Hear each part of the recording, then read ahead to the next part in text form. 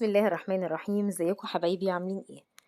فيديو جديد من يوميات روني. هنعمل مع بعض النهارده بسكوت هش جدا وخفيف، بسكوت اقتصادي من غير لا سمنه ولا زبده، وموفر جدا وما بياخدش وقت ومجهود، ونتيجته حلوه جدا مقرمش. ممكن تحطي عليه نكهات مختلفه، وممكن تزوقيه بطرق مختلفه او تسيبيه ساده. هنبدأ مع بعض ان شاء الله. يلا، احنا محتاجين بيضتين متوسطين الحجم، هننزل عليهم بكوباية إلا ربع سكر، وهنحط عليهم معلقة ملح، يعني رشة ملح سوري، وكيس فانيليا. يبقى بيضتين، رشة ملح، كيس فانيليا، كوباية إلا ربع سكر، وهنقلبهم بقى كويس جدا مع بعض زي ما انتوا شايفين كده. كل الحكاية بالمضرب اليدوي العادي. هننزل عليهم بكوباية زيت، كوباية زيت يكون نوع نضيف مفيهوش ريحة، وانت ممكن تحطي اي طعم. انا حطيت هنا كيس فانيليا البرتقال علشان يدي ريحة ونكهة البرتقال. لو عايزاه بالليمون حطي قشر ليمون، لو عايزاه سادة اعمليه سادة، انت زي ما انت عايزة. شايفين القوام تقل قوي ازاي؟ لما القوام بيتقل كده بقى انا مجهزة 4 كوبايات دقيق، هننزل بيهم واحدة واحدة زي ما انتوا شايفين كده. زي ما احنا متعودين احنا بننزل بالدقيق واحدة واحدة. وكيس بيكنج باودر، ونقلب سواء بقى بالمضرب دوت أو بالسباتولا. أنا هنا قعدت قلبت كده شوية، ولما حسيت إنه هيبدأ يتقل شلتها وخدت السباتولا وبدأت أقلب بيها. العجينة خفيفة وبتشرب بسرعة الدقيق، يعني هي مش متعبة. وبعد كده بدأت أنزل الدقيق حبة حبة. هي بالظبط بالظبط خدت مني ال4 كوبايات بالملي، لا قلت ولا زادت. يعني المقادير دي مظبوطة جدا. تقل بقى معلقة تزيد معلقة حسب حجم البيضة، حسب نوع الدقيق نفسه. فمش يعني المقادير مش هتختلفي عليها إن شاء الله.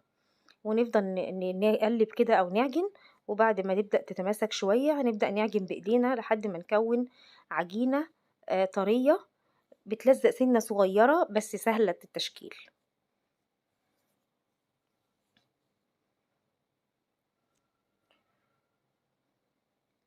أنا ما قطعتش أي حاجة على قد ما أقدر علشان تشوفوا إن هي سهلة جدا في العجن. هي بتتلم بسرعة إزاي.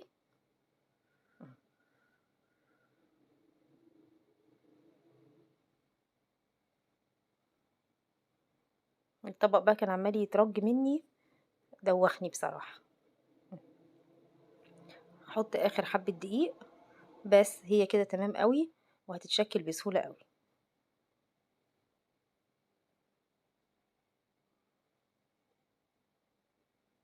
البسكوت حاجة خفيفة الولاد بتحبها، سواء فطار أو عشاء، أو لو خارجة وهتاخديها معاكي في علبة بتبقى حلوة جدا. بصوا العجينة بقى، ده قوامها طرية خالص، كأنها مطاطية شوية، بس في منتهى الجمال. هنركنها بقى كده على جنب 10 دقايق بس على ما نجهز الحاجة اللي احنا هنشتغل فيها. تجيبي ورق زبدة أو كيسين تفتحيهم وتحطي كيس تحت وكيس فوق، هي بتتقطع ما بين ورق زبدة أو كيسين. هنحطها كده بالشكل دوت، ونبدأ نمشي عليها بالنشابة بالراحة. زي ما انتوا شايفين كده الطريقة سهلة خالص. وانا جبت صاج تاني ودهنته زيت، وبعدين حطيت عليه تاني ورق زبدة. ممكن ما تحطيش ورق زبدة، يعني انا كان معايا صاجين حطيت فيهم ورق زبدة، والصاج التاني ما حطيتش ورق زبدة، وبرضو هي ما بيلزقش، وبرضو النتيجة كانت حلوة. فعايزة تحطي في الصاج بتاعك ورق زبدة حطي، مش عايزة تحطي ما تحطيش، تديه زيت وخلاص.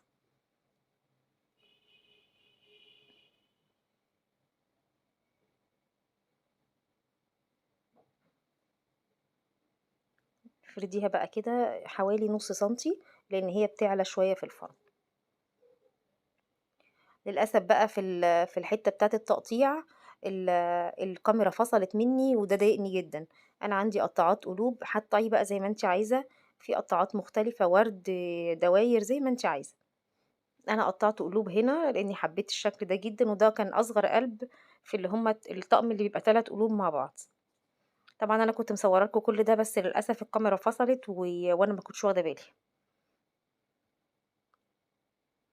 طبعًا كل اللي بنشيله ده إحنا هنعجنه تاني لوحده وبعدين نفرده تاني بنفس الطريقة. أهي القطّاعات اللي أنا باقول لكم عليها.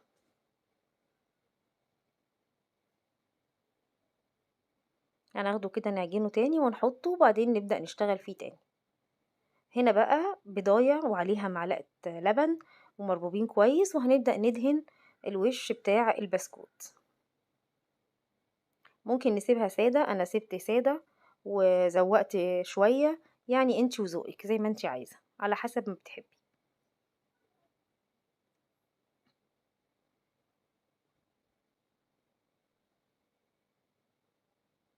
هنا بقى أنا دهنت سمسم، حطيته كده سمسم على البيض، بعد ما دهنت وش البسكوتة البيض واللبن، حطيت عليه السمسم.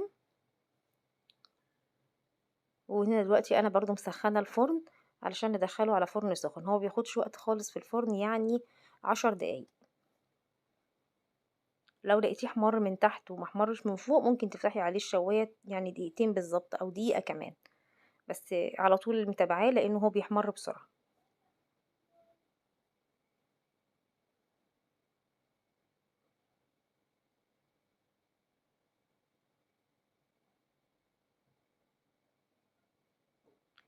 ده بقى اللي هو بسمسم، شكله حلو جدًا، شايفين جماله؟ وهنا برضه أنا دهنته برضه بالبيض، ورشيت عليه اللي هو الملبس الصغنن ده مش عارفة اسمه إيه اللي هو زي الفرماسيل بس صغنن كده مدوّر مش طويل. حلو أوي الولاد بيحبوه، هو حلو وجميل وكل حاجة بس ساح شوية في العجينة، فأنا ما حبيتش أوي يعني إن هو منظره سايح، كان نفسي يبقى مش سايح كده، بس طبعًا عجب الولاد جدًا لإنه فيه ألوان. فأنا عملت الصاج ده بس كده بيه، وعملت الصاج التاني بالسمسم، وعملت صاج كمان كبير سادة، الكمية دي كمية وفيرة جدًا، عملت نتيجة حلوة يعني، كمية حلوة جدًا وموفرة وما خدتش وقت خالص ولا مجهود.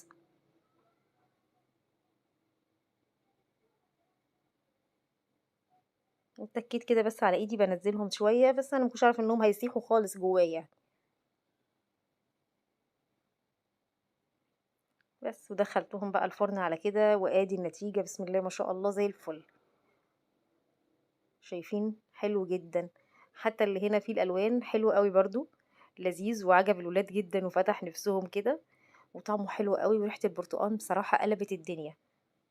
أتمنى يا رب الفيديو يعجبكم، ولمّا تعملوه تقولوا لي النتيجة بتاعتها عاملة إزاي، ويالّا في التعليقات كده قولوا لي عملتوا إيه. يا رب يكون قلبي خفاف عليكم كده، مع السلامة.